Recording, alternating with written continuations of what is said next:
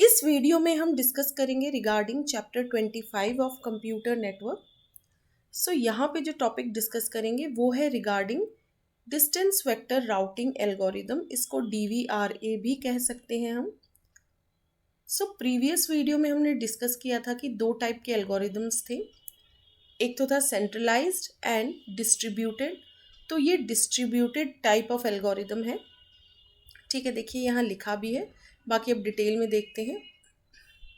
और जो सेंट्रलाइज था वो कौन सा था? लिंक स्टेट राउटिंग एल्गोरिदम, जो कि हम नेक्स्ट वीडियो में देखेंगे। सो यहाँ पे हम देखते हैं distance vector, simply distance vector algorithm कह लीजिए या distance vector routing algorithm. Routing word यहाँ बार बार मैं इसलिए यूज़ नहीं करूँगी क्योंकि डेफिनेटली जो हम एल्गोरिदम सब डिस्कस करेंगे, डिस्टेंस वेक्टर हो गया या लिंक स्टेट, वो सारे राउटिंग एल्गोरिदम्स ही हैं। सो देखिए DVRA भी कह सकते हैं इसको, या सिंपली DVR कह दीजिए, डिस्टेंस वेक्टर राउटिंग कह सकते हैं। सो DVRA जो है इसको कंप्लीट आप बोल सकते हैं डिस्टेंस वेक्टर राउटिंग एल्गोरिदम। सो यदि यहाँ पे मैं इस वीडियो में यदि डिस्टेंस वेक्टर एल्गोरिदम भी कह रही हूँ तो समझ जाइए वो यही है, कंप्लीट है डिस्टेंस वेक्टर राउटिंग एल्गोरिदम। ठीक है, मैं बार बार यहाँ राउटिंग जो है वो रिपीट नहीं करूँगी बिकॉज ये हम एक राउटिंग एल्गोरिदम ही डिस्कस कर रहे हैं। So the distance vector algorithm is iterative, asynchronous and distributed। ठीक है, अब इन टर्म्स को देखते हैं कि ये इटरेटिव का मतलब क्या होता है और एसिंक्रोनस क्या होता है और डिस्ट्रीब्यूटेड क्या है। तो इन तीनों को देखेंगे। बाकी देखिए डिस्ट्रीब्यूटेड तो मैं ऑलरेडी डिस्कस कर चुकी हूँ क्योंकि सेंट्रलाइज्ड और डिस्ट्रीब्यूटेड जो टाइप के एल्गोरिदम्स थे वो हमने प्रीवियस वीडियो में देखा है। बाकी यहाँ भी हम डिस्कस करेंगे। सो डिस्ट्रीब्यूटेड का क्या मतलब होता है? It is distributed in that each node receives information from one or more of its directly attached neighbors, performs calculation and then distributes the result back to the neighbors। देखिए क्या होता है इसमें, सपोज हम बात करते हैं यहाँ 5 नोड्स हैं, ठीक है, एक नेटवर्क में, इन्हीं के बीच जो है ट्रांसमिशन चल रहा है, सोर्स टू डेस्टिनेशन इन्हीं के बीच में है। तो जो देखिए जो सेंट्रलाइज्ड होता है उसमें तो कंप्लीट इंफॉर्मेशन के बेसिस पे जो हर एक का राउटिंग टेबल अपडेट होता है, लेकिन देखिए सबका अपना एक राउटिंग टेबल होता है। जब भी राउटिंग प्रोसेस जो हो रही है वो इस टेबल के थ्रू ही होती है। इस टेबल में जो है सारी एंट्रीज देखी जाती है और इस टेबल की एंट्रीज के बेसिस पे डिसीजन लिया जाता है। ठीक है, तो देखिए इसमें क्या है, ये सपोज नोड्स है और ये लिंक्स है। लिंक्स मतलब ये चैनल जिसके थ्रू ये आपस में कनेक्टेड है, इसको लिंक कहा जाता है। और ये जो डिवाइसेस हैं जो आपस में कनेक्टेड है, इन डिवाइसेस को कहा जाता है नोड्स। ठीक है, तो देखिए हर एक नोड का मतलब हर एक राउटर, सपोज इनको बीच में राउटर्स है, तो ये राउटर्स अपनी राउटिंग टेबल को अपडेट करेंगे। किस बेसिस पे करेंगे?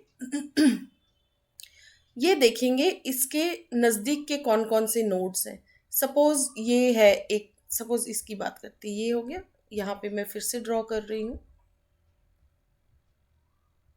ठीक है, सपोज 6 ले लेते हैं यहाँ पे।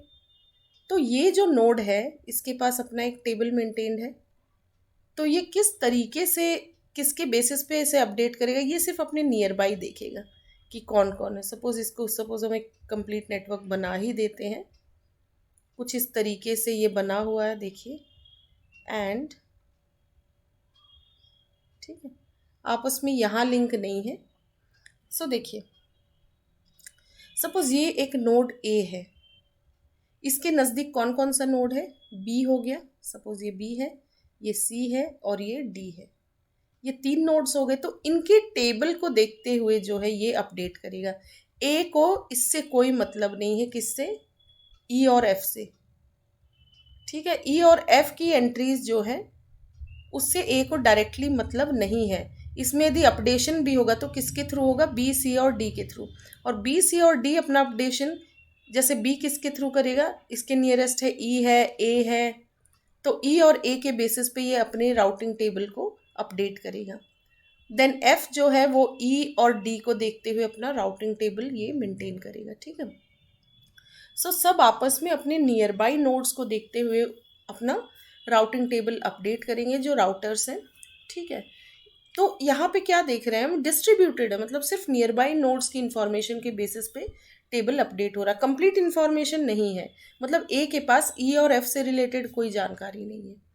ए ई और एफ की जानकारी भी इनडायरेक्टली मिलेगी उसे, किसके थ्रू, जो उसके नियर बाई नोड्स हैं। बी और बी सी और डी में अपडेशन जो होगा तो इनके थ्रू ई और एफ की भी जानकारी ए को मिलेगी, लेकिन डायरेक्टली जो है वो बी सी और डी के थ्रू ही अपडेट करेगा अपने टेबल को। सो आपस में इसमें क्या हो रहा है, आपस में नोड्स अपने अपने नेबरिंग नोड्स को देखते हुए अपडेट कर रहे हैं। ठीक है, तो ये हो गया distributed. Now iterative, it is iterative in that this process continues until no more information is available to be exchanged between neighbors। जब कोई इंफॉर्मेशन नहीं है, मतलब न्यू कोई इंफॉर्मेशन नहीं है अपडेट करने के लिए, तो समझा जाएगा कि हाँ अब ये प्रोसेस जो है, मतलब टेबल को अपडेट करने की, ये अब हो गई है उस पर्टिकुलर मोमेंट के लिए। बाकी जो नेटवर्क चेंज हो रहा है, कुछ कुछ टोपोलॉजी चेंज हो रही है, कुछ डिवाइसेस जो हैं हट रहे हैं, कुछ नए ऐड हो रहे हैं, तो उस बेसिस पे फिर से अपडेशन की प्रोसेस ये चलेगी हर नोड पे। बट किसी एक पर्टिकुलर मोमेंट पे देखा गया कि हाँ अब जो है कोई नई इन्फॉर्मेशन नहीं है, तो इसको माना जाएगा कि ये अभी के लिए ये प्रोसेस हो चुकी है, और वापस फिर थोड़ी देर बाद यही सेम प्रोसेस चलेगी, इसीलिए इसको इटरेशन कहा जाता है। हर नोड पे ये अपडेशन टाइम टू टाइम चलता रहेगा। इटरेशन का मतलब ये प्रोसेस कंटिन्यू रहेगी। ठीक है, थोड़ी देर के लिए तो रुक जाएगी जब सारी इंफॉर्मेशन एक्सचेंज हो चुकी है, बट फिर थोड़े टाइम के बाद फिर से हर नोड आपस में चेक करता है कि कोई नई जानकारी तो नहीं है। अपने नियर बाई नोड से कांस्टेंट कम्युनिकेशन चलता रहता है। यहाँ पे हर नोड आपस में अपने नियर बाई नोड से कम्युनिकेट करता रहता है और अपने टेबल को अपडेट करता रहता है। वो आपस में जो राउटिंग टेबल्स है ना, इसको एक्सचेंज करते हैं। बी अपना राउटिंग टेबल ए को देगा, अपने पास तो उसकी कॉपी रहेगी ही, वो उनकी कॉपीज जो है शेयर कर देता है नेबरिंग नोड्स के साथ। उसको देखते हुए फिर अपने टेबल को अपडेट कर लेता है कोई भी नोड। सो इटरेटिव समझ में आ गया। ठीक है, डिस्ट्रीब्यूटेड मतलब अलग अलग नोड्स पे ये चीज़ें अपडेट हो रही है। इटरेटिव मतलब ये प्रोसेस एक कंटिन्यूएशन में हो रही है। एसिंक्रोनस का क्या मतलब होता है, it does not require that all of its nodes operate in the lockstep with each other।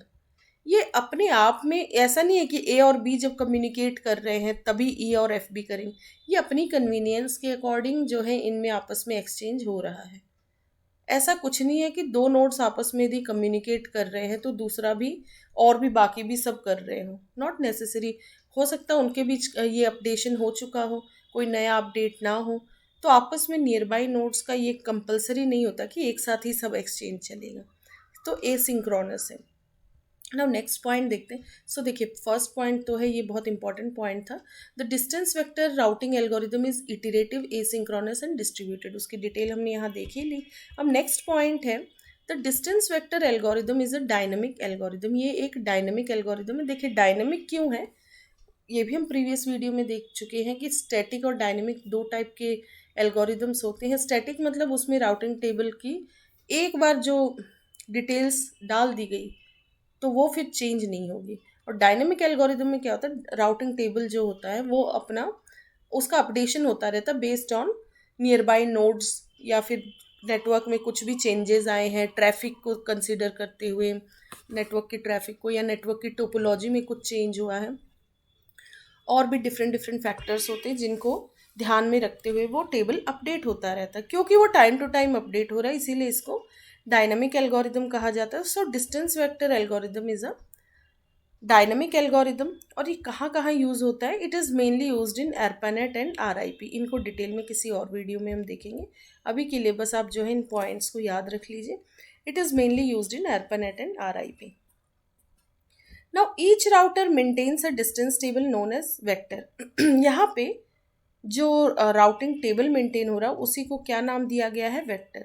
क्योंकि बेसिकली यहाँ पे अपने नियर बाई नोड से रिलेटेड डिस्टेंस जो रहता है वो प्रॉपरली अपडेट रहता है कि किस नोड से किस नोड तक जाने के लिए बीच में कितने होप्स आएंगे। होप मतलब डिवाइस, किस डिवाइस के थ्रू होके ये पैकेट जाएगा, प्लस कितना डिस्टेंस है।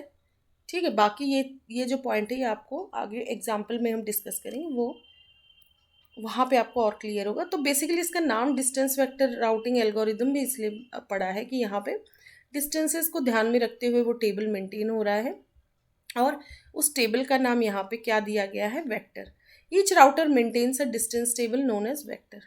ठीक है, नोड्स का आपस में डिस्टेंस देखा जाता है, प्लस किस नोड के थ्रू वो पैकेट जाएगा।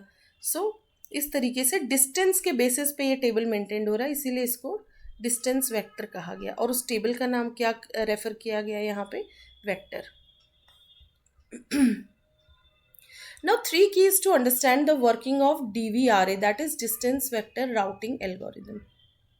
तीन इंपॉर्टेंट पॉइंट्स हम यहाँ देखेंगे जिनको ध्यान में रखा जाता है during working of DVRA. First है knowledge about the whole network. Each router shares its knowledge through the entire network. The router sends its collected knowledge about the network to its neighbours. हर एक जो router है उसके पास knowledge रहती है whole network की, एक साथ भले ना रहे पर हर नोड को अपने नियर बाई की जानकारी अच्छे से रहती है, फिर उसके नेबर को उसकी जानकारी रहती है। तो फाइनली जो है नेबर के थ्रू ही एक पर्टिकुलर नोड को पूरे ही नेटवर्क की जानकारी हो जाती है और पूरे नेटवर्क को फिर ध्यान में रखते हुए टेबल जो है टाइम टू टाइम अपडेट होता रहता है, बट डायरेक्टली शुरू में ही कंप्लीट नॉलेज नहीं रहती है, इसीलिए इसको डिस्ट्रीब्यूटेड कहा गया। और शुरू में ही सारी नॉलेज जहाँ हो जाती है उसको सेंट्रलाइज्ड कहा जाता है, और वो हम पढ़ेंगे उस टाइप का एक एल्गोरिदम है, वो है लिंक स्टेट राउटिंग एल्गोरिदम। उसमें शुरू में ही पूरी नॉलेज हो जाती है, ग्लोबल नॉलेज हो जाती है पूरे नेटवर्क की नॉलेज तो यहाँ भी हो रही है, लेकिन धीरे धीरे मतलब नेबर के थ्रू पहले नियर बाई नेबर्स को जानकारी होगी, वो अपने अपने नेबर्स से जो है अपडेट लेगा, इस तरीके से पूरे नेटवर्क की जानकारी होती है, हर नोड को हर पूरे नेटवर्क की फाइनली जानकारी हो जाती है। Then routing only to neighbours. The router sends its knowledge about the network to only those routers which have direct links. The router sends whatever it has about the network through the ports. The information is received by the router and uses the information to update its own routing table. ठीक है, तो हर एक neighbour आपस में उसके पास जो भी routing information है या जो भी नेटवर्क की इन्फॉर्मेशन, मतलब उसके नियर बाई कुछ चेंजेस तो नहीं हुए, कोई डिवाइस कोई नया नोड आया हो, कुछ डिलीट हुआ हो, कुछ ट्रैफिक में चेंज, एनीथिंग, कुछ कॉस्ट में चेंज हो, बाकी डेप्थ तो हम आगे आगे देखेंगे। फिलहाल यहाँ डिस्टेंस को ध्यान में रख के चीज़ें देखी जा रही हैं। ठीक है, दो नोड्स के बीच में क्या डिस्टेंस, वो नोड ही गायब हो गया, कोई नोड ही डिलीट हो गया हो, उस नेटवर्क से हटा दिया गया हो उसको, तो सारी जानकारी नेबर्स आपस में अपडेशन लेते रहते हैं। वो आपस में ना इसको अपनी इस राउटिंग इन्फॉर्मेशन को एक्सचेंज करते रहते हैं, और जैसे ही उसको, जैसे ए का नेबर है बी, उसको बी से जैसे ही कोई जानकारी मिलेगी तो ए अपने टेबल को भी अपडेट कर लेगा, और बी ए से लेगा जानकारी तो बी भी अब उस बेसिस पे अपना जो है टेबल को अपडेट कर लेगा। और भी नेबर्स, जो भी नियर बाई नेबर्स है, सबसे इंफॉर्मेशन एक्सचेंज होती है और फिर वो अपडेशन हो जाता है routing table. Now information sharing at regular intervals पे, जैसे एक बार इंफॉर्मेशन एक्सचेंज हो गया, टेबल में अपडेशन या जो भी होना था वो हो गया अपडेट, ठीक है, राउटिंग टेबल, या जहाँ हम वेक्टर टर्म यूज़ करें टेबल के लिए तो वो वेक्टर अपडेट हो गया।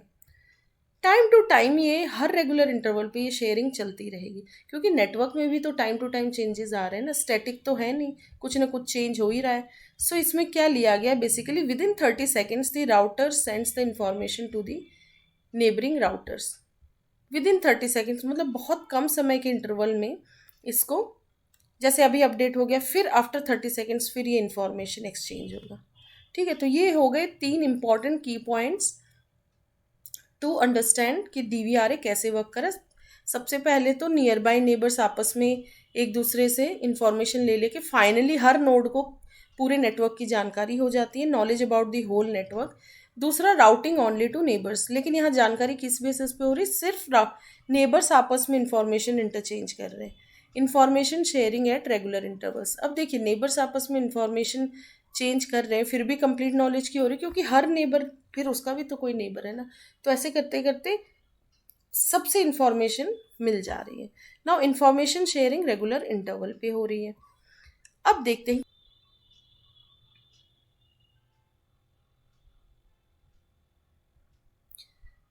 अब देखते हैं डिस्टेंस वेक्टर राउटिंग एल्गोरिदम।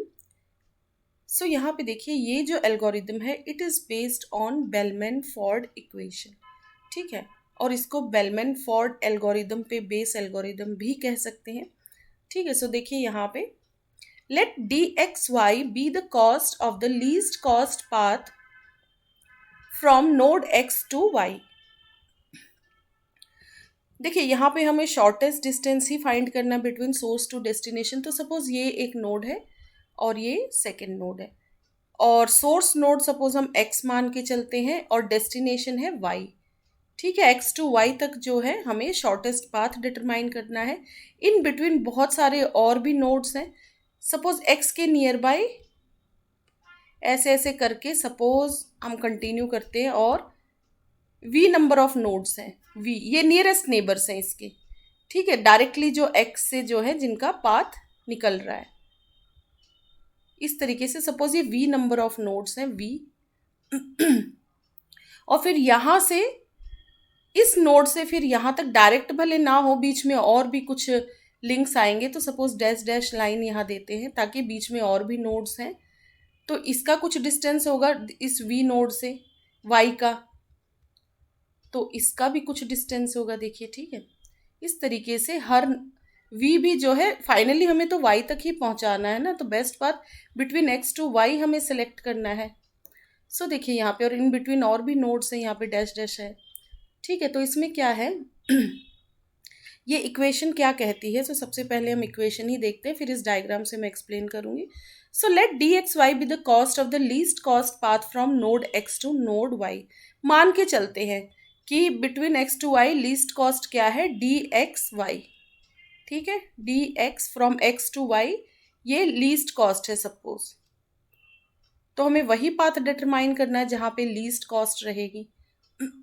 तो अभी हम जनरली बेलमैन फोर्ड इक्वेशन देखेंगे क्या है, फिर देखेंगे कि वो डिस्टेंस वेक्टर राउटिंग एल्गोरिदम में कैसे यूज हो रही है, ठीक है। जो बेलमैन फोर्ड एल्गोरिदम होता है ओरिजिनली, उसमें क्या हर पाथ का कॉस्ट डिटरमाइंड रहती है, जैसे 5, 3, 2 ऐसे कुछ लिखा रहता है, लेकिन यहाँ बस डिफरेंस इतना है कि क्योंकि बेलमैन फोर्ड एल्गोरिदम का यूज ही होता है इसमें डिस्टेंस वेक्टर राउटिंग में, सो बस फर्क इतना है कि ये 5, 3, 2 इन एग्जैक्ट कॉस्ट को ना लेके हम हर एक लिंक को क्या वैल्यू दे देते हैं 1, बस इतना ही डिफरेंस है।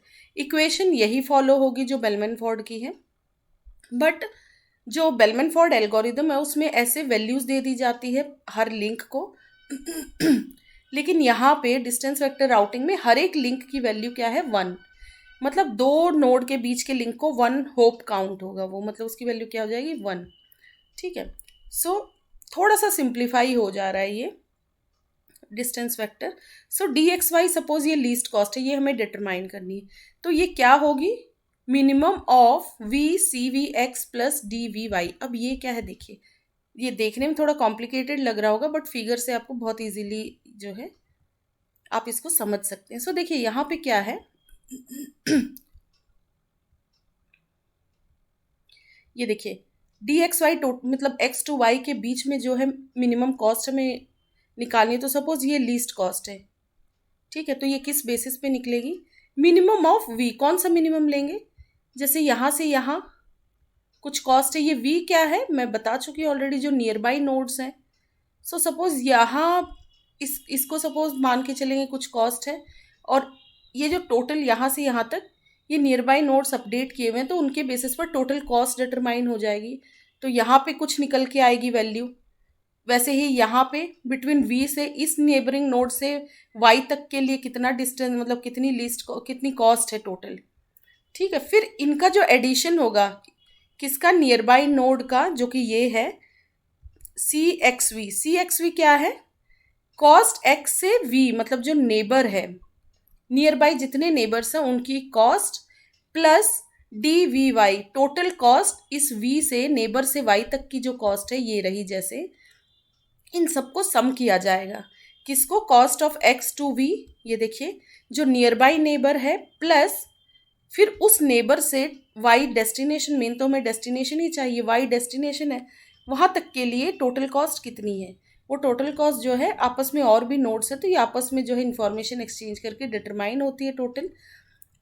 अब इनमें से अब बहुत सारे पाथ ना, देखिए एक ये नेबर है यहाँ से वाई तक जा सकता है, या ये नेबर है यहाँ से वाई तक, तो इनका एडिशन किया जाता है। जैसे ये हो गया नेबर्स, यहाँ से यहाँ की कॉस्ट और यहाँ से यहाँ की कॉस्ट, ऐसे ही हर एक नेबर के लिए ये जो है कैलकुलेट होगी। और ये तो ये देखिए, ये मान के चलिए ये हो गई कंप्लीट कॉस्ट, ये रही हर एक नेबर के लिए। अब हमें मिल गया सपोज ये दिस प्लस दिस, फिर दिस प्लस दिस, इनमें से फिर मिनिमम जो वैल्यू आएगी वो ही हम उसी को डी एक्स वाई कहेंगे, मतलब वही हमारा लीस्ट कॉस्ट पाथ रहेगा। ठीक है, मिनिमम ऑफ वी मतलब कौन से नियर बाई नोड से वाई तक के लिए मतलब जो है लीस्ट कॉस्ट रहेगी। ठीक है, बाकी आप एक बार अपने लेवल पे डायग्राम बनाइएगा और इजीली आपको ये चीज़ समझ आएगी।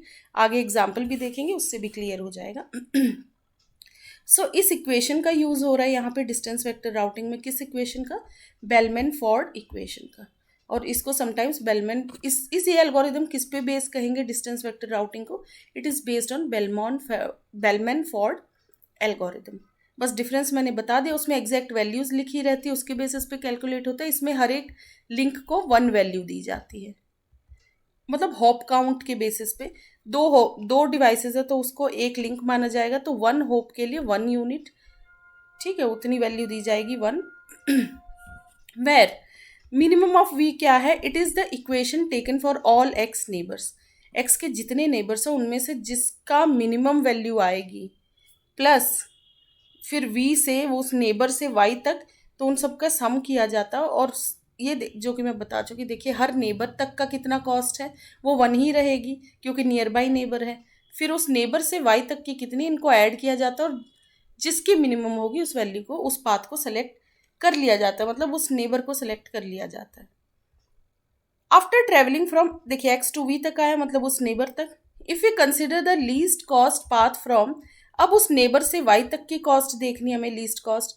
The path cost will be cost x से लेके वी तक की और डी वी से लेके वाई तक की।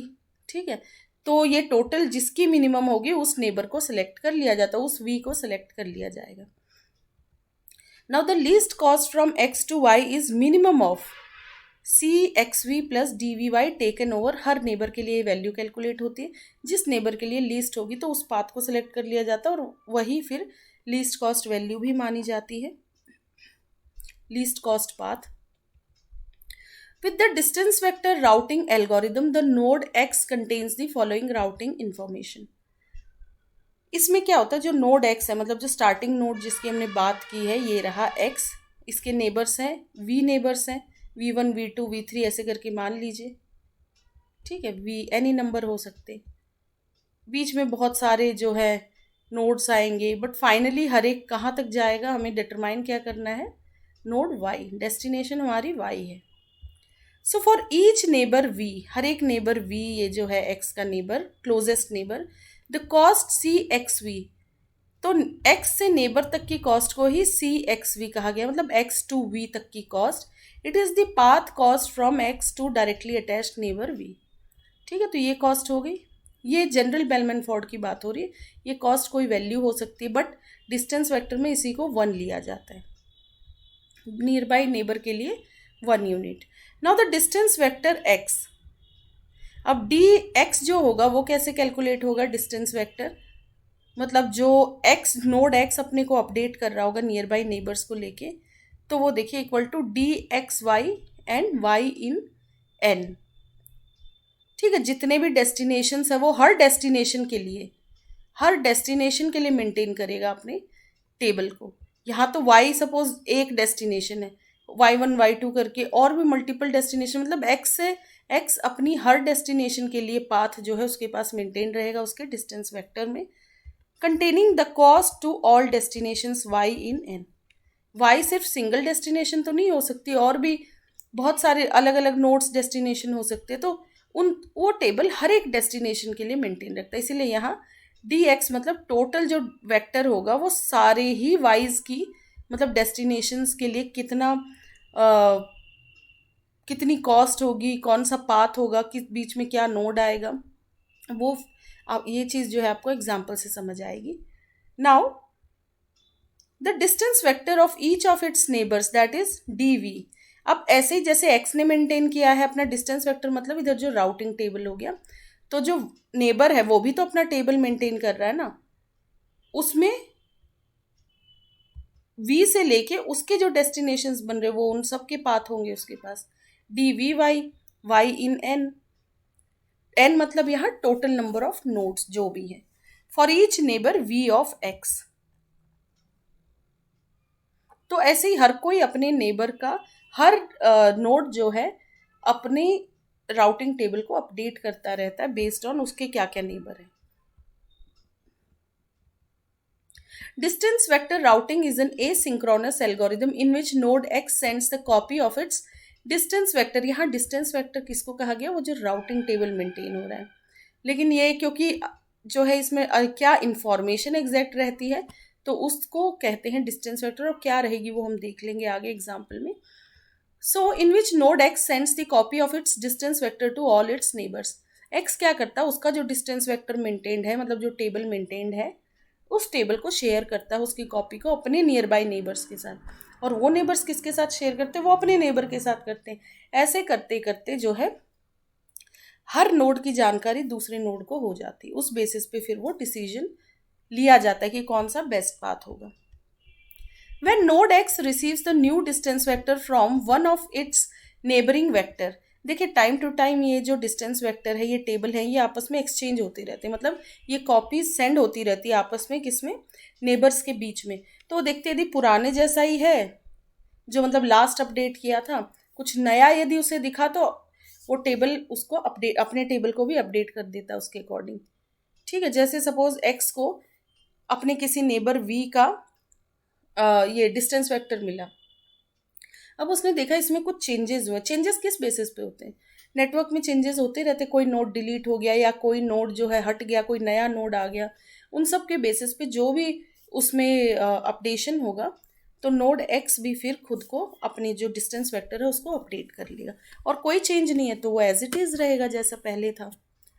सो when node X receives the new distance vector from one of its neighbouring vector V, it saves the distance vector of v and uses the Bellman-Ford equation to update its own distance vector. फिर Bellman-Ford equation का use करके वो अपने table को update करता है. क्योंकि यहाँ हम किस चीज़ की बात कर रहे हैं, ये अपडेशन किस बेसिस पे हो रहा है, डिस्टेंस वेक्टर राउटिंग के बेसिस पे. और डिस्टेंस वेक्टर राउटिंग किस पे बेस्ड है, Bellman-Ford इक्वेशन पे. ठीक है, तो इस इक्वेशन को ध्यान में रखते हुए वो टेबल अपडेट हो जाएंगे. इक्वेशन में ऑलरेडी एक्सप्लेन कर चुकी हूँ, फिर भी एक बार देख लीजिए. dxy मतलब total minimum cost from x to y, ये डिटरमाइन कैसे होगी, x के जितने भी नेबर्स हैं पहले उनकी कॉस्ट प्लस इंडिविजुअली प्लस फिर उस नेबर से y तक की कॉस्ट, इनको ऐड किया जाएगा और इनमें से मिनिमम जिसका होगा उस नेबर को सिलेक्ट किया जाता है for each node y in n. Now अब देखिए डेस्टिनेशन मतलब मल्टीपल डेस्टिनेशंस हो सकती है. मल्टीपल मतलब जितने नोड्स हैं, तो एक्स को छोड़ के तो बाकी सारे ही नोड्स उसकी जो है डेस्टिनेशन ही हुए ना. The node X has updated its own distance vector table by using the above equation and send its updated table to all its neighbours so that they can update their own distance vectors. तो इस basis पे सबसे पहले suppose अपने x ने अपना table update कर लिया इस इक्वेशन को लेके, अब एक्स नेबरिंग को शेयर करेगा. इस तरीके से आपस में एक्सचेंज चलता रहता है नेबर्स के बीच में.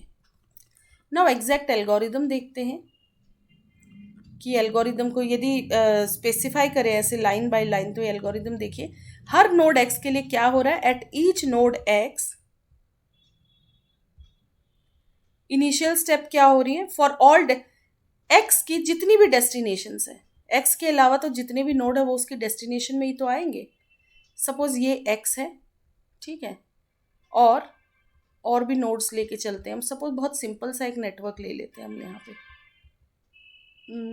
ये देखिए सपोज ये 5 है एक्स, फिर सपोज इसको मान के चलते हैं ए बी सी डी कर लीजिए इसको, A B C and D, ये 4 नोड्स हैं. तो इसकी एक्स की डेस्टिनेशन में क्या क्या आएगा, ए बी सी डी चारों ही डेस्टिनेशन है.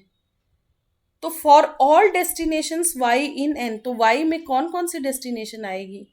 डेस्टिनेशन में सपोज डी हम स्पेसिफाई करते हैं, डी या फिर वाई लिख लीजिए डेस्टिनेशन को। तो ईच वाई क्या होगा? पहला है ए, फिर बी, सी, डी, ये सारे डेस्टिनेशंस हैं।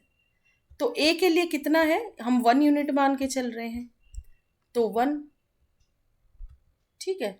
और होप काउंट एक्स से ए तक है, तो बीच में तो कोई नोड नहीं आया, तो इसको ब्लैंक रखेंगे।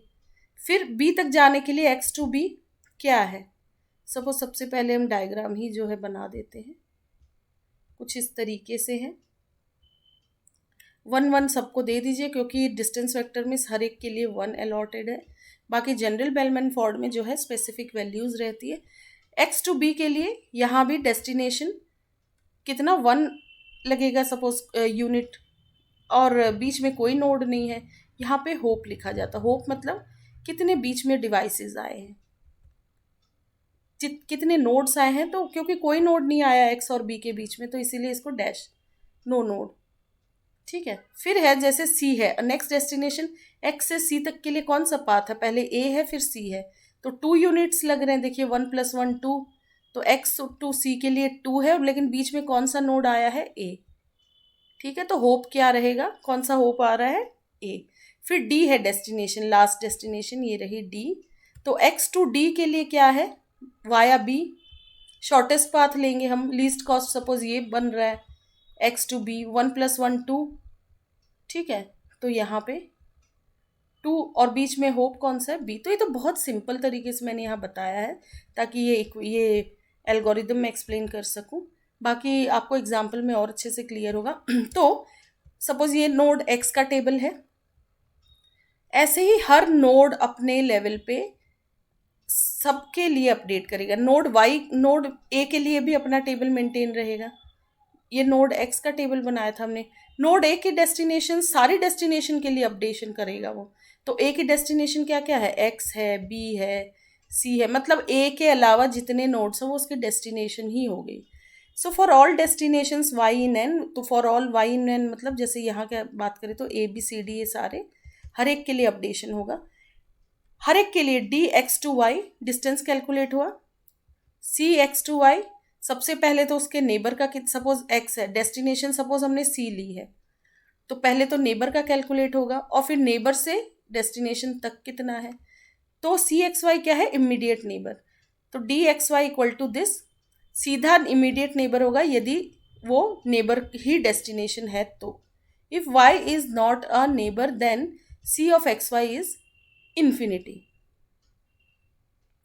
और यदि सपोज एक्स ए से कनेक्टेड ही नहीं है, सपोज कोई लिंक ही नहीं है, ये ए बी, सपोज ये इस तरीके से होता, ये सपोज ए है, ये बी है, ये सी एंड ये डी, जैसे एक्सप्लेन किया था। तो सपोज ये तो आपस में कनेक्टेड है, एक्स, ये एक्स है, सपोज एक्स का पाथ यहाँ से है, ये ऐसे कनेक्टेड है। देखिए एक्स और ए के बीच में कोई नियर लिंक नहीं है, तो सी ऑफ एक्स टू ए क्या माना जाएगा? इन्फिनिटी। इन्फिनिटी का मतलब कोई लिंक ही नहीं है। तो देखिए यदि वाई नेबर नहीं है तो सी एक्स वाई की वैल्यू क्या हो जाएगी? इन्फिनिटी। और यदि वो नेबर है तो फिर उस कॉस्ट को ले लिया जाएगा। For each neighbour W, her neighbour, जैसे हम वी ले रहे थे उधर, इधर हमने डब्लू मान के चले हैं हम। हर नेबर डब्लू के लिए, जैसे एक्स का नेबर क्या हुआ? नियरेस्ट नेबर ए और बी है, तो डब्लू क्या होंगे यहाँ पे? A and B. तो उनकी कॉस्ट डिटरमाइन की जाएगी डी डब्ल्यू, उस नेबर से फिर डेस्टिनेशन की कॉस्ट देखी जाएगी। ए से सी कितना ले रहा है, फिर बी से सी की भी देखी जाएगी, ठीक है। ऐसे सबके लिए ये टेबल मेंटेन होगा। और जो लीस्ट कॉस्ट होगी फिर उसको, जैसे एक्स टू सी की बात करी यहाँ पे, ये देखिए जैसे एक्स टू सी हमें जाना है, तो नियरेस्ट नेबर एक्स से ए, 2 नियरेस्ट नेबर है बी भी है। अब ए से डेस्टिनेशन है सी, हमारी कितनी कॉस्ट पड़ रही है? 1 + 1, ये ए से सी 1 है, 1 + 1 2 है, और वाया बी के थ्रू भी सी तक जाया जा रहा रास्ता तो है ही है। तो 1 और बी से सी जाने में कितना? 1 + 1 2, बीच में डी भी आ रहा है, तो 2 + 1 इसकी कॉस्ट हो जाएगी 3। बट शॉर्टेस्ट कौन सा पड़ रहा है? ए से होते हुए जो रास्ता जा रहा है, तो इसको कंसिडर कर लिया जाएगा 2 को। तो उस नेबर से डेस्टिनेशन तक की कॉस्ट डिटरमाइन की जाएगी। फिर for each neighbour W, her neighbour के लिए फिर डिस्टेंस वेक्टर, वो नेबर अपना डिस्टेंस वेक्टर मेंटेन करेगा, ठीक है, हर एक के लिए। तो इस तरीके से इसको लिखा गया 2W। फिर लूप में चलेंगी चीज़ें। कौन सी चीज़ें? Wait until I receive any distance vector from some neighbour, तब तक वेट किया जाता है जब तक नेबर अपना डिस्टेंस वेक्टर नहीं शेयर कर देता। For each Y in N, मतलब हर डेस्टिनेशन के लिए फिर ये कॉस्ट कैलकुलेट होती है। मतलब एक्स हर सपोज एक्स की डेस्टिनेशन ABCD है, ये रही ABCD, तो हर डेस्टिनेशन के लिए मिनिमम कॉस्ट आइडेंटिफाई होगी। जैसे C डेस्टिनेशन मैंने अभी बात करी थी, C के लिए मिनिमम कॉस्ट का कौन सी होगी? ये 2 वाली। 2 और 3 2 मिली थी हमें, लेकिन मिनिमम कॉस्ट 2 है तो 2 को सिलेक्ट किया जाएगा, ठीक है। लेकिन कॉस्ट तो अलग अलग रास्ते से डिटरमाइन की थी, तो ये बेलमैन-फोर्ड इक्वेशन अप्लाई हो जाएगी यहाँ पे। If D of XY is change for any destination Y, यदि किसी भी डेस्टिनेशन के लिए ये टोटल डिस्टेंस चेंज हो जाता है, तो उस चेंज को जो भी जैसे एक्स में कुछ अपडेशन हो गया, एक्स अपने टेबल में कुछ चेंजेस कर रहा है, तो जैसे ही कुछ चेंज होगी ये टेबल, मतलब एक्स अपने नियर बाई नेबर्स से शेयर कर देगा। मतलब एक्स किस किस से शेयर कर देगा? A और B से। पर क्योंकि A और B किसके नेबर है? C और D से। C और D A फिर C से एक्सचेंज कर दे, अपने टेबल को पहले वो अपडेट कर लेगा उसके अकॉर्डिंग। फिर क्योंकि कुछ चेंज A में आए हैं, तो A फिर अपने नेबर से करेगा, C से भी करेगा, A से भी, और B अपने नेबर से करेगा। उस B के नेबर क्या है? X है, D है। तो इस तरीके से नेबर्स आपस में एक्सचेंज करते करते finally least cost path determine हो जाएगी। और इस वीडियो को एक बार और देखिएगा तो आपको और इजीली ये चीज़ें क्लियर होंगी। सो नोट क्या है? In distance vector algorithm, node X updated its table when it either see any cost change in one directly linked nodes or receives any vector update from some neighbor। या तो उसे खुद ही identify हो जाता है कि नियर बाई नेबर में कुछ कॉस्ट का चेंज हुआ है, या फिर नेबर भी अपनी तरफ से जब डिस्टेंस वेक्टर वो टाइम टू टाइम शेयर कर रहा होता है, तो तब भी वो अपडेट जो है देखता है उस टेबल में। सो देखिए, अब एक एग्जाम्पल देखते हैं। Let's understand through an example.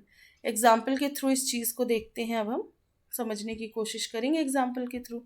ये सपोज देखिए, नोड्स की बात करें तो A B फिर F E C D, ये नोड्स हैं, ठीक है। और ये नेटवर्क आईडी दे दी गई है, नेटवर्क आईडी 1। देखिए, इसको अलग अलग तरीके से डिपिक्ट कर सकते हैं। डायरेक्ट लिंक भी दिखाया जाता है, नेटवर्क भी दिखाया जाता है। इसको क्लाउड को रिप्रेजेंट कर रहा है। सपोज B जो है, B और A नेटवर्क आईडी के 1 के थ्रू कनेक्टेड है, A और F नेटवर्क आईडी 2 से, ये नेटवर्क आईडी 3। बाकी बहुत सारी जगह आपको एग्जाम्पल्स में सिंगल पाथ भी दिखेगा। बात एक ही, आपको कंसेप्ट समझ में आना चाहिए। बाकी डिफरेंट एग्जाम्पल भी हम सॉल्व करेंगे, तो वहाँ आपको हो सकता है कि नोड्स के बीच में एक सिंगल ही लाइन से मैं डिपिक्ट करके समझाऊँ। तो यहाँ पे खैर क्लाउड लिया गया है कि मतलब ये सेम नेटवर्क आईडी B और C के बीच में, ठीक है। नेटवर्क आईडी 4 5 6 इस तरीके से। अब इस डायग्राम के थ्रू हम देखेंगे। देखिए,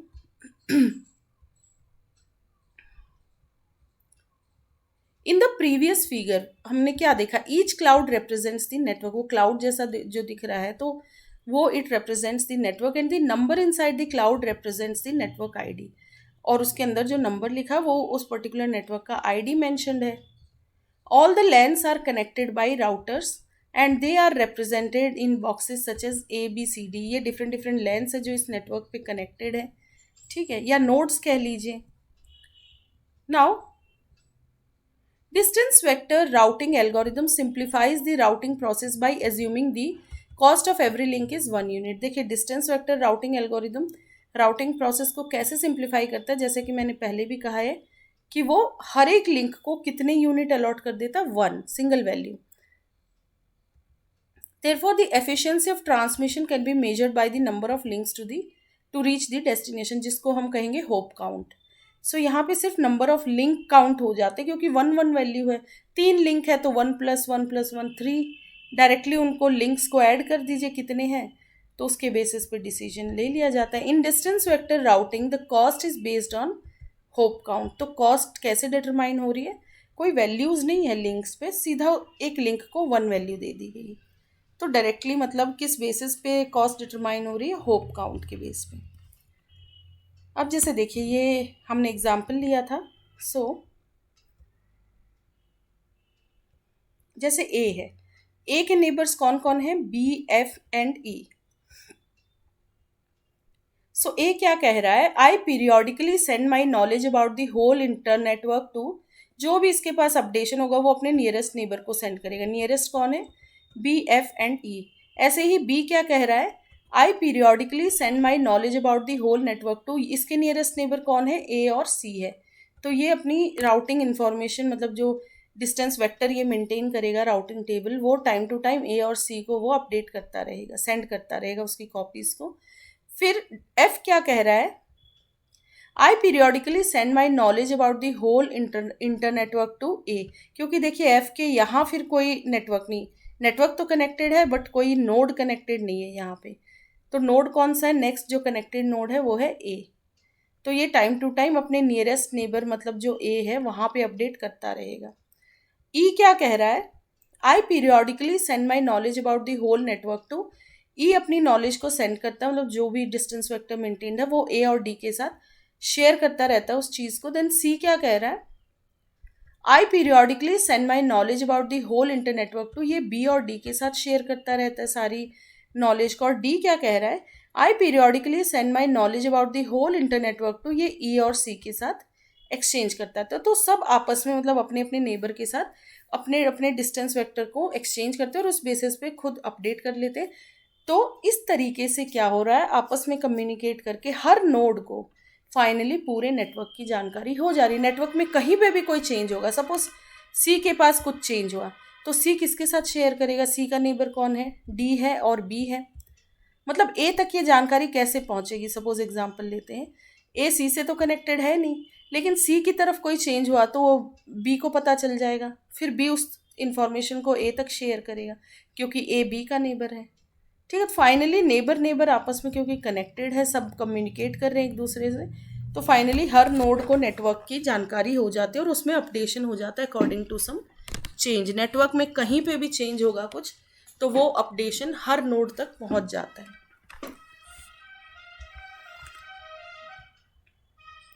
इन द प्रीवियस फिगर हमने क्या देखा, we observe that the router sends the knowledge to the immediate neighbours, the neighbours and this knowledge, the neighbors add this knowledge to their own knowledge and sends the updated table to their own neighbors।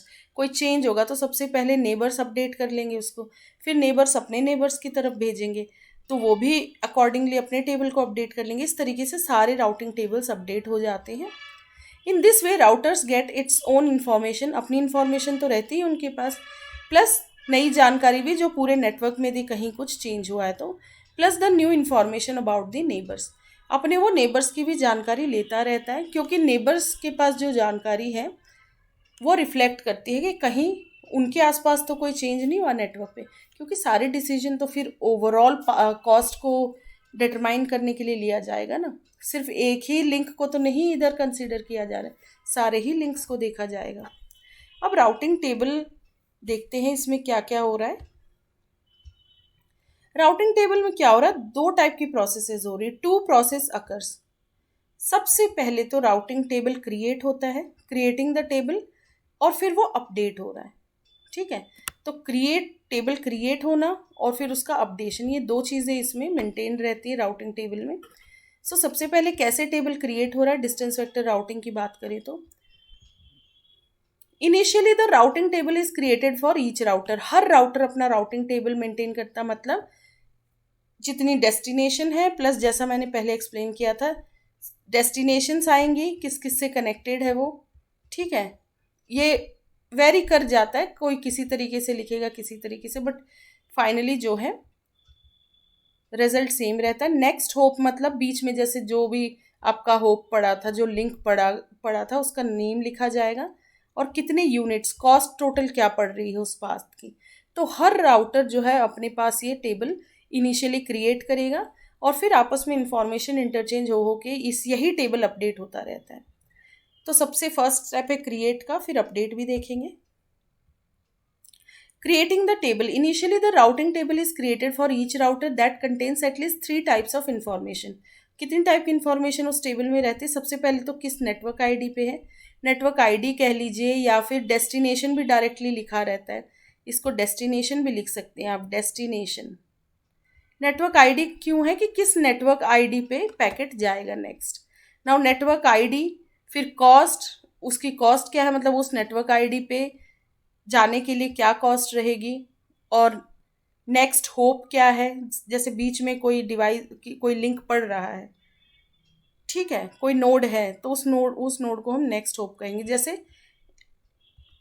ये ए था, ये सी था और बीच में B है, तो next hop क्या माना जाएगा, बी, मतलब बी से होते हुए ये सी तक जा रहा है, और टोटल कॉस्ट क्या मानी जाएगी, ये सपोज 1 है तो 2, तो इस तरीके से कॉस्ट जैसे हमने 2 लिख दी, नेक्स्ट होप में हमने लिख दिया, तो वो आगे हम अपडेट करेंगे। एक बहुत सिंपल सा एग्जांपल मैंने बताया है।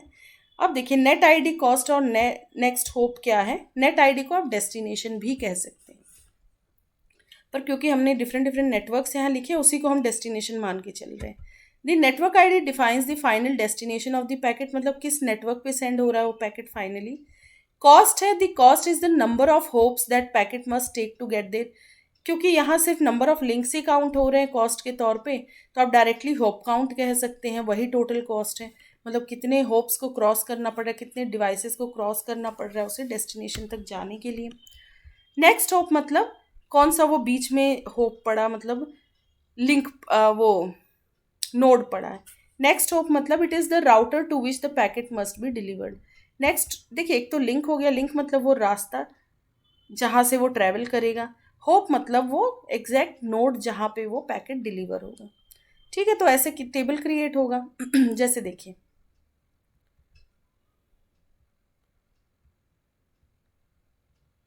ये suppose A B C D, जैसा मैंने बताया था ये सेम डायग्राम है।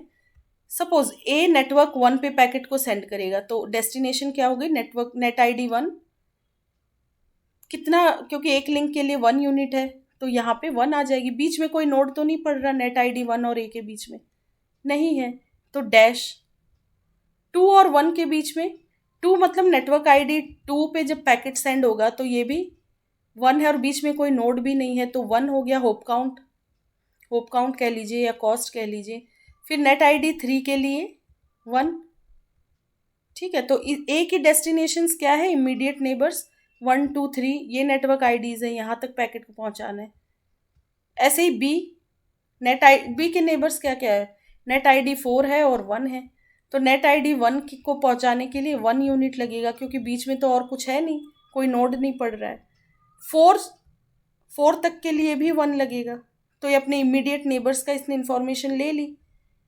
एफ क्या करेगा, अपने इमीडिएट नेबर्स मतलब अपने इमीडिएट नेटवर्क्स का लेगा इन्फॉर्मेशन, तो ये कनेक्टेड है नेट आईडी और 5 से, डायरेक्ट है 1 यूनिट का ही जो है कॉस्ट है, क्योंकि एक ही लिंक पड़ रहा है इनके बीच में, तो इसकी डेस्टिनेशन क्या है 2 और 5, तो 1 1।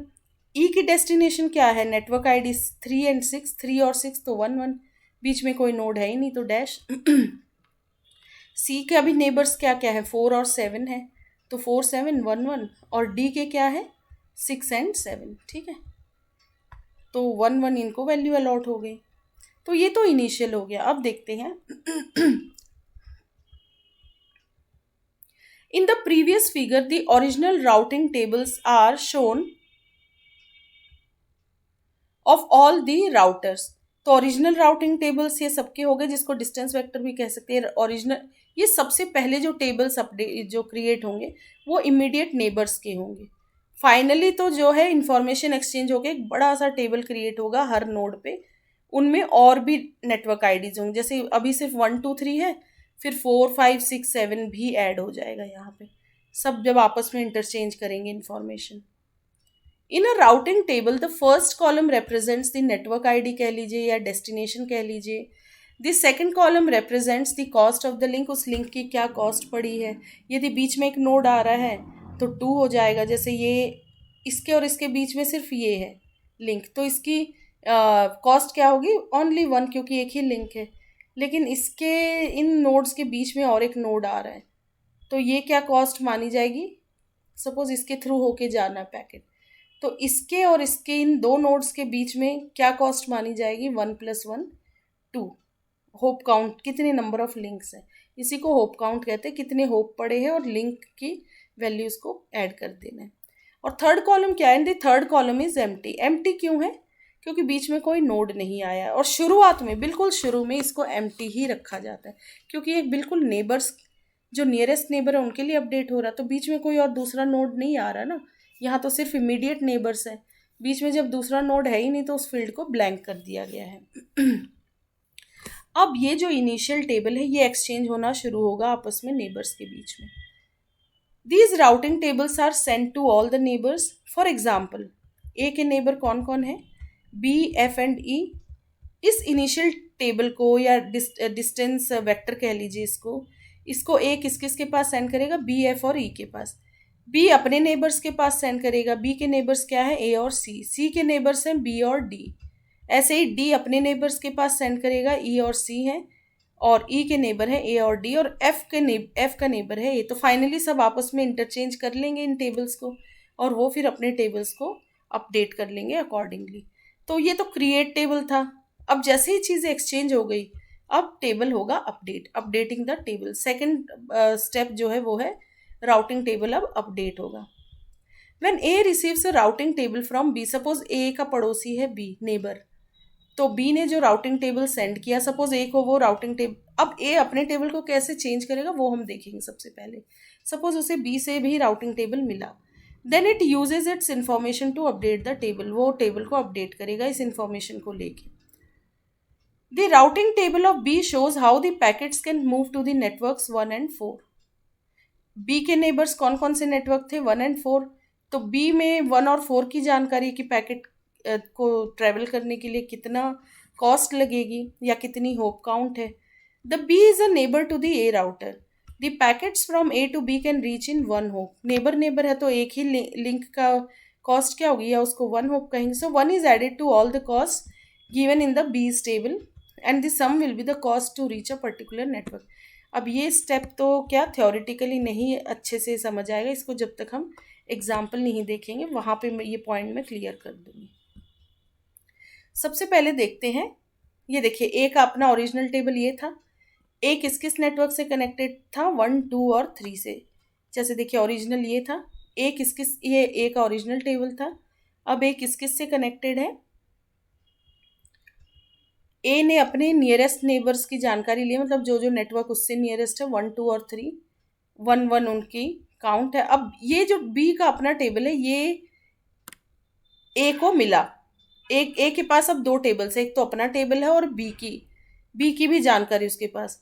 तो ए यदि अपने टेबल में 4 नंबर की एंट्री करना चाहेगा कि नेटवर्क आईडी 4 तक जाने के लिए क्या लगेगा, तो 4 तक क्या, बी के पास 1 है, बी को 4th नेटवर्क पे जाने के लिए कितना लग रहा है, कितने यूनिट, या उस लिंक की वैल्यू क्या मानेंगे, 1। ठीक है, लेकिन क्योंकि बी इसका ए का नेबर है तो एक तो नेबर तक जाने का भी लगेगा 1 यूनिट, तो ऑटोमेटिक 1 ऐड कर देना है। बी से नेट आईडी 4 का 1 है, तो ए से नेट आईडी 4 के लिए एक तो 1 ये बी वाला 1 हो जाएगा, और एक क्योंकि ए से बी जो नेबर आपस में कनेक्टेड है उसकी भी वैल्यू 1, तो 1 + 1 क्या हो जाएगा यहाँ पे 2। तो 4 तक जाने के लिए 2, और बीच में होप कौन सा आ रहा है, बी। ठीक है, इसीलिए यहाँ आप डैश ना आके बी आ जाएगा। इस तरीके से अब ए की डेस्टिनेशन में कौन कौन से नेटवर्क आईडीज हो गए, इनिशियली तो सिर्फ 1, 2, 3 थे, अब 4, 5, 6, 7 ये सारे आएंगे धीरे धीरे करके। कैसे, जब पूरी इंफॉर्मेशन इंटरचेंज हो जाएगी। अभी तो सिर्फ बी के साथ इंफॉर्मेशन ली है, तो बी के साथ तो सिर्फ एक नया नोड, क्या नया नेटवर्क क्या ऐड होगा, 4। बाकी 5, 6 के लिए फिर एफ भी अपना टेबल सेंड करेगा, तो एफ में 5 है तो ये 5 की एंट्री यहाँ डाल देगा ए के टेबल में। ठीक है, अब ए से नेटवर्क आईडी 5 तक जाने के लिए क्या होगा, एफ को 5 तक के लिए कितना 1 यूनिट लग रहा है, 1 यूनिट है उसकी कॉस्ट। और ए टू एफ, क्योंकि ये नेबर्स है, नेबर्स की तो 1 ऑलरेडी है ही, तो 1 + 1 2, तो 5 2, लेकिन उसका डैश की बजाय कौन सा होप आ जाएगा, किसके थ्रू होके जा रहा है ये, एफ। तो इस तरीके से अब देखिए 5 तक का तो हो गया, बाकी 2 नेटवर्क्स और बचे, क्योंकि हर डेस्टिनेशन की जानकारी लेनी है, फाइनली होल नेटवर्क की जानकारी लेनी है। तो 6 और 7 भी रह गए। तो 6 के लिए वो जब ई अपना टेबल एक्सचेंज करेगा इससे ए से, तो देखिए नई जानकारी 6 की मिल जाएगी, क्योंकि 3 अब 3 की ज़रूरत नहीं है, क्योंकि 3 तो ऑलरेडी वो डायरेक्टली लिंक्ड है 3 से ए। 6 की ज़रूरत है, तो ई को 6 पे जाने के लिए कितने कॉस्ट चाहिए? 1 यूनिट। तो ए टू ई की 1 है और ई टू 6 की 1 है, तो 1 + 1 2, तो 6 भी अपडेट हो जाएगा। 6 2 और बीच में नोड कौन सा आ रहा है? ई। ठीक है, इस तरीके से ये ए अपडेट कर लिया। अब लास्ट नेटवर्क क्या बचा? 7। 7 को ये किस बेसिस पे करेगा? अब 7 थोड़ा इनडायरेक्ट हो जाएगा। कैसे होगा? पहले डी इसके साथ इंटरचेंज कर रहा है इंफॉर्मेशन, सपोज ई के साथ, तो ई टू डी कितना लग रहा है? 7 1, मतलब ई से ई टू डी 1 यूनिट, क्योंकि ये आपस में नेबर्स हैं। और ए टू ई के लिए 1, तो 1 + 1 2। ये तो ई और डी का हो गया। और डी टू 7 के लिए कितना लग रहा है? 1, तो 1 1 1, बीच में 2 नोड्स आएंगे ई एंड डी, तो ये 2 हो जाएगा। और नोड्स कौन कौन से आएंगे? ई एंड नियरेस्ट तो वाया ई होते हुए ही है, तो ई नोड आएगा। बाकी हम देखेंगे। ठीक है, तो सबसे पहले हम देखते हैं जब बी एक्सचेंज करेगा तो क्या होगा। तो इनिशियली ए का ये टेबल था। ठीक है, ओवरव्यू में समझा चुकी हूँ, अब इसी को देखते हैं। यहाँ पे ए के नियरेस्ट नेटवर्क्स 1 2 3 हैं। उसके लिए पैकेट यदि वो सेंड करेगा तो 1 1 यूनिट सपोज कॉस्ट लगी। जैसे ही बी अपना टेबल भी सेंड करेगा किस पर? ए तक, तो ये बी का टेबल सपोज यहाँ आ गया 1 4। अब देखिए 1 होप, ये होप है HOP, तो बी में सीधा आप 1 होप ऐड कर दीजिए, क्योंकि बी नेबर है इसका। तो बी का टेबल, नया टेबल क्या लेंगे हम आफ्टर एडजस्टमेंट? यदि ए को हमें ये टेबल देना है तो 1 4 तो सेम ही रहेगा, 1 और 4, लेकिन इनकी वैल्यूज़ को 1 + 1 करके हम 2 लिख देंगे। ठीक है, और क्योंकि बी से ये रिसीव हुआ है तो नोड मतलब होप कौन सा मेंशन कर देंगे? बी। तो ये टेबल की एंट्री डायरेक्टली इसमें हम ऐड कर देंगे। तो दिस ए का ओल्ड टेबल और इसको, अब इनमें से देखिए 1 2 बार आ रहा है। पहले तो हम लिख देते हैं, फिर देखेंगे कि हम कंसीडर कौन सा करेंगे। कंबाइन करने के बाद 1 की भी पहले दोनों एंट्रीज लिख देते हैं। एक है 1 1 फिर डैश, एक है 1 2 बी, फिर 2 में देखेंगे तो 2 1 डैश 3 1 डैश, मतलब कोई होप नहीं है, तो डायरेक्ट नेबर्स हैं। 4 2 बी।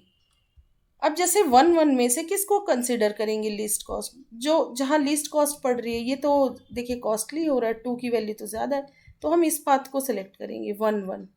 तो डायरेक्ट नेबर्स ही है, तो वो आपस में इंटरचेंज कर लेंगे। तो ये तो हो गया एक कंबाइंड टेबल। जब बी से टेबल मिला तो ए ने अपने टेबल को क्या किया? अपडेट कर लिया।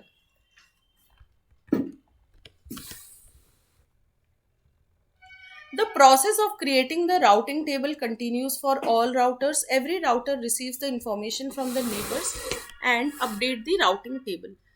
तो इसमें क्या हो रहा है? ऐसे ही हर नेबर इंफॉर्मेशन लेता है और अपने राउटिंग टेबल को ये अपडेट कर लेता है, जैसा कि मैंने इस फिगर में बताया। तो फाइनली हर टेबल के पास हर डेस्टिनेशन के लिए इंफॉर्मेशन आ जाएगी।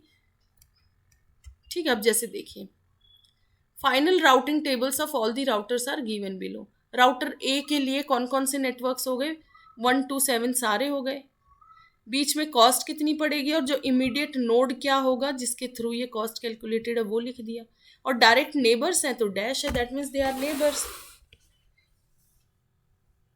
ये ऐसे ही राउटर बी ने अपना अपडेट कर लिया, राउटर सी। तो इनकी डिटेल के लिए क्या है, हम जब एग्जाम्पल्स देखेंगे तो भी कैलकुलेट करेंगे। बाकी जैसा मैंने बताया, आप अपने लेवल पे ये जो फिगर है इसको लीजिए और कैलकुलेट करके देखिए कि ये वैल्यूज़ कैसे आई है, जैसा मैंने एक्सप्लेन किया था। राउटर ए का मैं एक्सप्लेन कर चुकी हूँ। बी सी डी ई और एफ को आप कैलकुलेट करिएगा, और बाकी इसके जब न्यूमेरिकल्स देखेंगे तो वहाँ भी मैं फर्दर सारी चीज़ें अच्छे से एक्सप्लेन कर दूँगी। जैसे इधर एक टेबल देखते हैं, जैसे राउटर बी सी तक अभी हम नहीं जा रहे, सपोज ए तक ही जा रहे हैं, तो सारी एंट्रीज मैं बता चुकी थी। जैसे 7 के लिए, 7 का भी देखिए 7 नेटवर्क आईडी 7 तक जाने के लिए भी ई फिर डी और फिर डी से 7, तो 1 + 1 + 1 3, 3 लिंक्स आ रहे हैं, इसीलिए 3। लेकिन इमीडिएट किस नोड के थ्रू, किस होप के थ्रू ये जा रहा है? ए से नियरेस्ट तो ई है, इसलिए यहाँ नियरेस्ट नेबर का नाम लिखा जाता है कि किस रास्ते से ये पैकेट जाएगा। बाकी ई के क्या नेबर, हमें उससे मतलब नहीं है। ई के नेबर ई के टेबल में अपडेटेड रहेंगे। ठीक है। ए में ये जो होप लिखेंगे ये नियरेस्ट नेबर का ही लिखना है हमें। तो इस तरीके से सारे राउटर्स इंफॉर्मेशन लेंगे और उस तरीके से फिर इन टेबल्स को देख के डिसीजन लिया जाता है कि लीस्ट कॉस्ट पाथ फिर क्या होगा। ठीक है।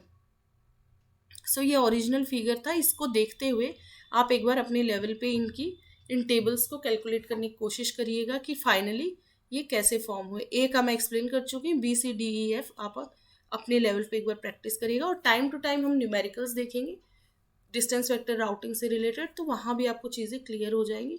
और क्योंकि यहाँ एक्सप्लेनेशन अब बहुत लेंदी हो रहा है, वीडियो बहुत लंबा हो जाएगा, तो ये हम सेपरेटली किसी न्यूमेरिकल में डिटेल में देखेंगे।